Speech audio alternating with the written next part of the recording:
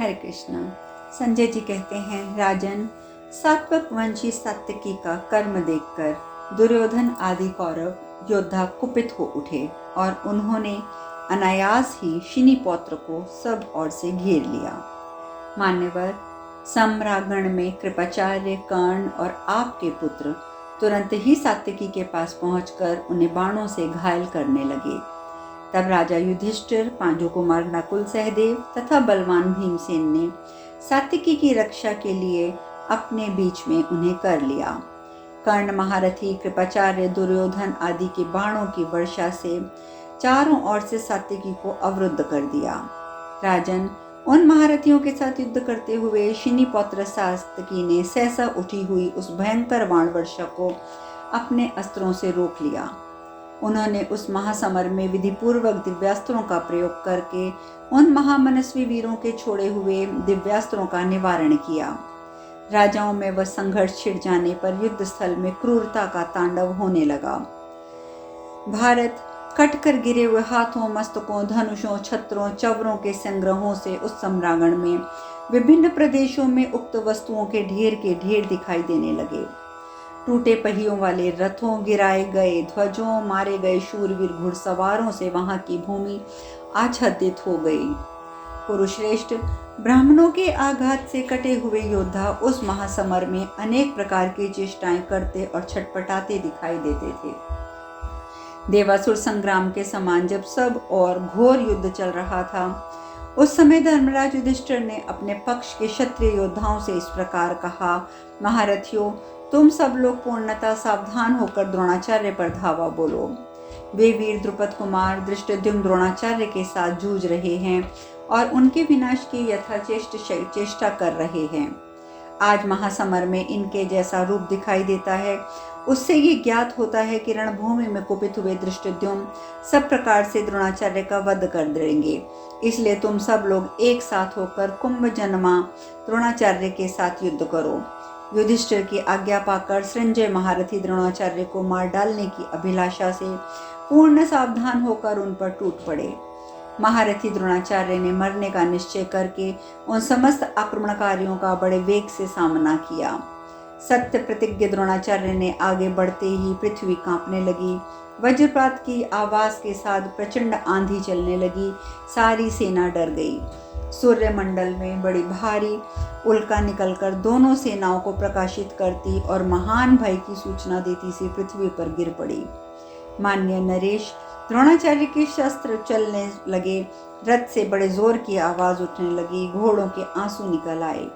महारथी द्रोणाचार्य उस समय तेजोहीन हो रहे थे। उनकी बाईं आंख और बाईं भुजा फड़क रही थी। वे युद्ध में अपने सामने धृष्टद्युम्न को देखकर मन ही मन उदास हो गए।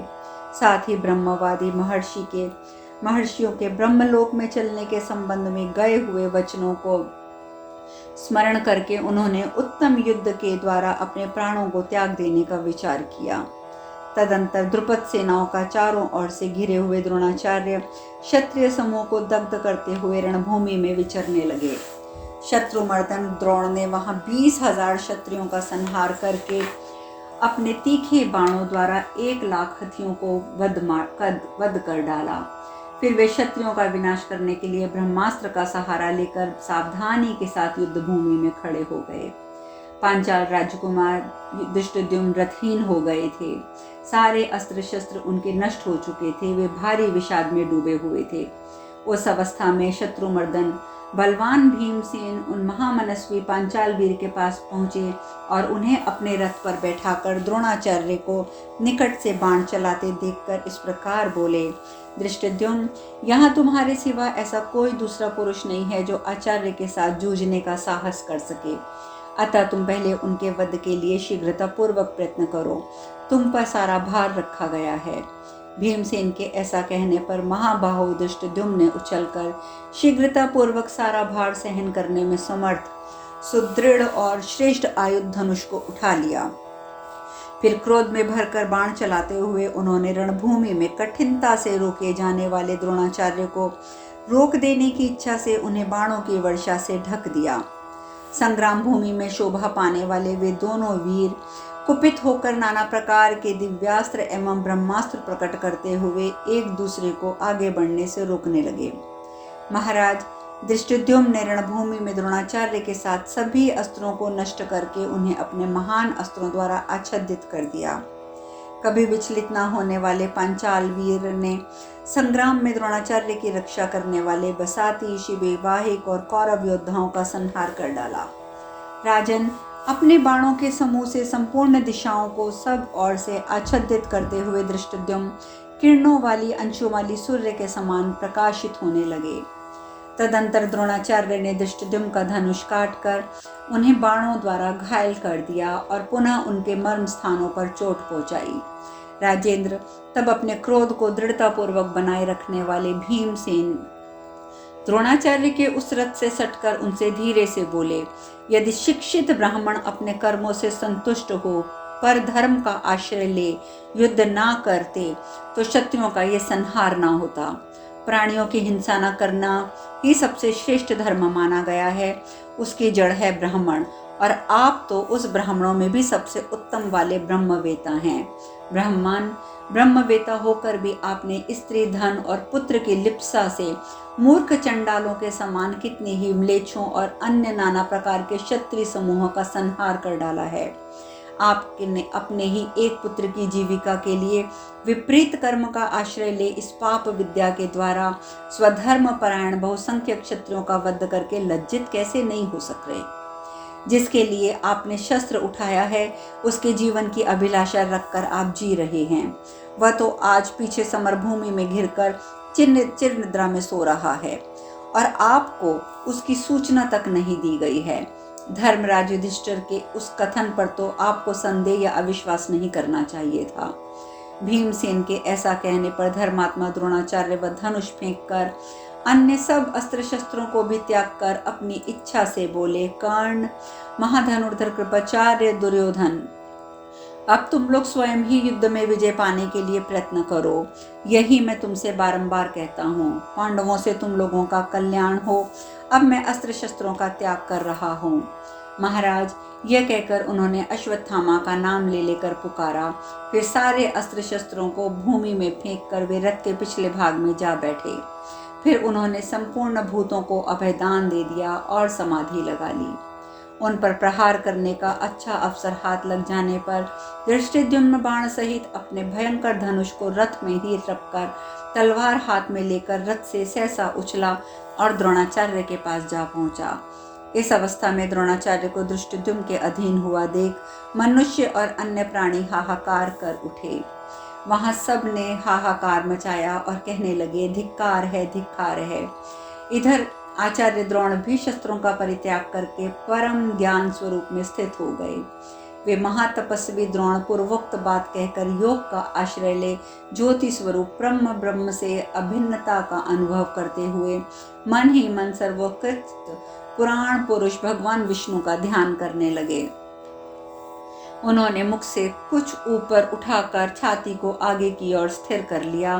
फिर विशुद्ध तत्व में स्थित होकर नेत्र बंद करके हृदय में धारण करके धारण किया। साथ ही ओम इस एकाक्षर ब्रह्म का जप करते हुए वे महातपस्वी आचार्य द्रोण प्रणव के अथर्वभूत देवेश्वर अविनाशी परम प्रभु परमात्मा का चिंतन करते करते ज्योति स्वरूप हो साक्षात उस ब्रह्मलोक को चले गए, जहाँ पहुँचना बड़े बड़े संतों के लिए भी दुर्लभ है। आचार्य द्रोण के उस प्रकार उत्क्रमण करने पर हमें ऐसा भान होने लगा मानो आकाश में दो सूर्य उदित हो रहे हों। सूर्य के समान तेजस्वी द्रोण रूपी दिवाकर के उदित होने पर सारा आकाश तेज से परिपूर्ण हो उस ज्योति के साथ एकाग्र हो गया। पलक मारते मारते वह ज्योति आकाश में जाकर अदृश्य हो गई। द्रोणाचार्य के ब्रह्मलोक चले जाने और धृष्टद्युम्न के अपमान से मोहित हो जाने पर हर्षोल्लास में भरे देवताओं का कोलाहल सुनाई देने लगा। उस समय मैं, कुंती पुत्र अर्जुन, शरद्वान के पुत्र कृपाचार्य, वृष्णिवंशी भगवान श्री कृष्ण तथा धर्मपुत्र पांडु नंदन युधिष्ठिर, इन पांचों पुरुषों ने ही योग युक्त महात्मा द्रोण को परमधाम की ओर जाते देखा। महाराज, उस समय लोगों के योग युक्त हो उधर्व गति से जाते हुए द्रोणाचार्य की महिमा का साक्षात्कार उन्हें नहीं हुआ। ब्रह्मलोक महान, दिव्य, देवगुह्य, उत्कृष्ट और परम गति स्वरूप है। शत्रु दमन आचार्य द्रोण योग का आश्रय लेकर श्रेष्ठ महर्षियों के साथ उसी ब्रह्मलोक को प्राप्त हुए। अज्ञानी पुरुषों ने उन्हें वहां जाते समय नहीं देखा। उनका सारा शरीर बाण समूहों से शक्त विषप्त हो गया था। उसमें रक्त की धारा बह रही थी। वे अपना अस्त्र शस्त्र नीचे डाल चुके थे। उस दशा में धृष्टद्युम्न ने उनके शरीर का स्पर्श किया। उस समय सारे प्राणी उन्हें धिक्कार कर रहे थे। देहधारी द्रोण के शरीर से प्राण निकल गए थे, अतः वे कुछ नहीं बोल रहे थे। उस अवस्था में उनके मस्तक का बाल पकड़कर धृष्टद्युम्न ने तलवार से उनके सिर को धड़ से काट दिया। इस प्रकार द्रोणाचार्य को मार गिराने पर धृष्टद्युम्न को महान हर्ष हुआ और वे रणभूमि में तलवार घुमाते हुए सिंहनाद करने लगे। आचार्य के शरीर का रंग सांवला था। उसी अवस्था में उनकी अवस्था 400 वर्ष की हो चुकी थी। उनके ऊपर से लेकर कान तक के बाल सफेद हो गए थे, तो भी आपके हित के लिए वे संग्राम में 16 वर्ष के उम्र वाले तरुण के समान विचरते थे।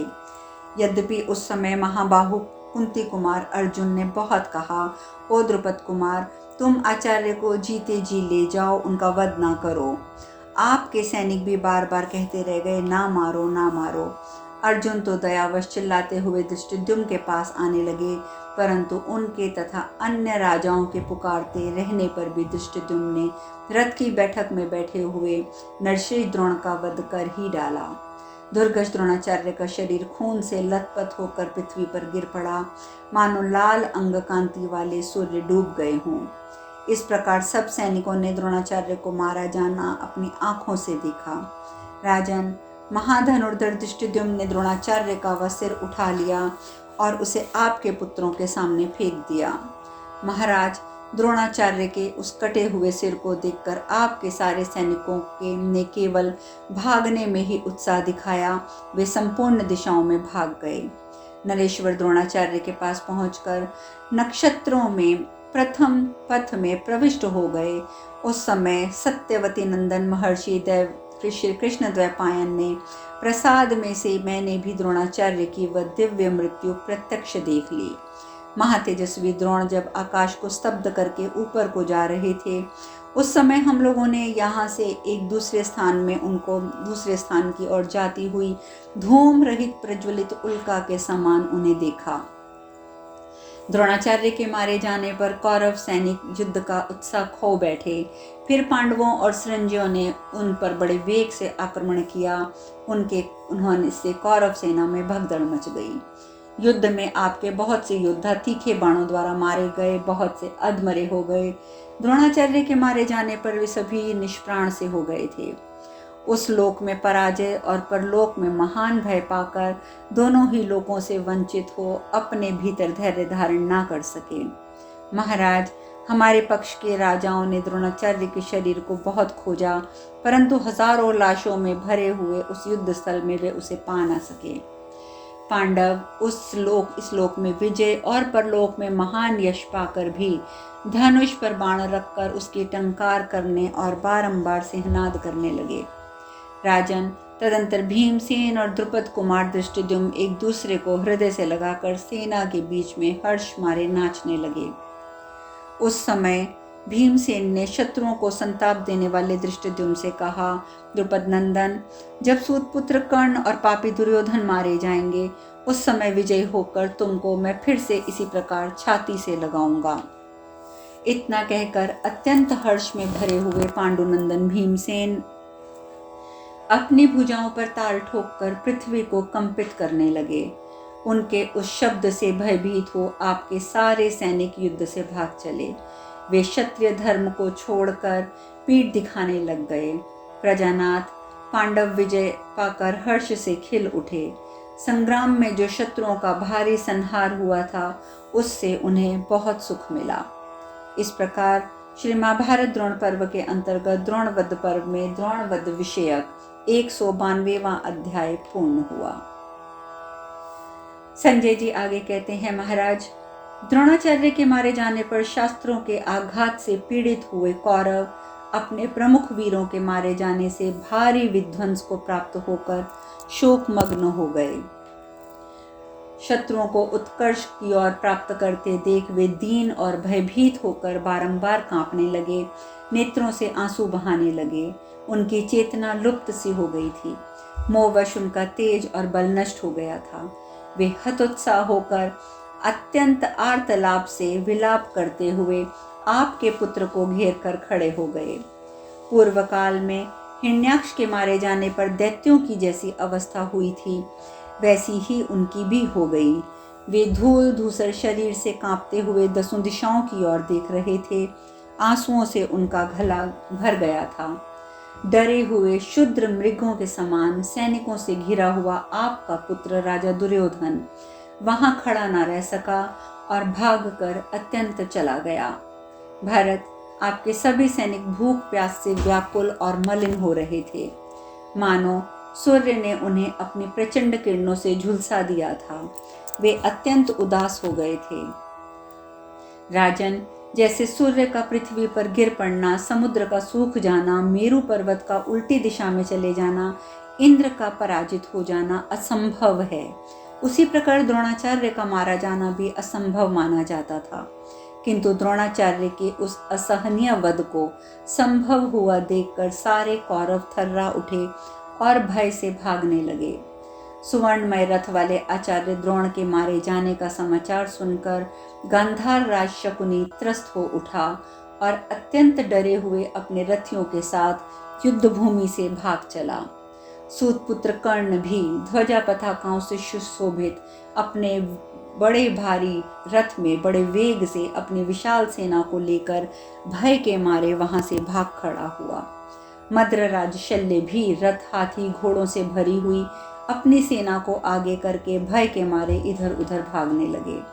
श्रद्धान के पुत्र कृपाचार्य बहुसंख्यक ध्वजा पताकाओं से सुशोभित हुए बहुत से सैनिकों द्वारा घिरे हुए, उनकी सेना प्रमुख जिनके प्रमुख वीर मारे गए थे, वे भी हाय हाय बड़े कष्ट की बात ऐसा कहते हुए युद्ध भूमि से खिसक गए। अब शेष कथा कल। हरे कृष्णा।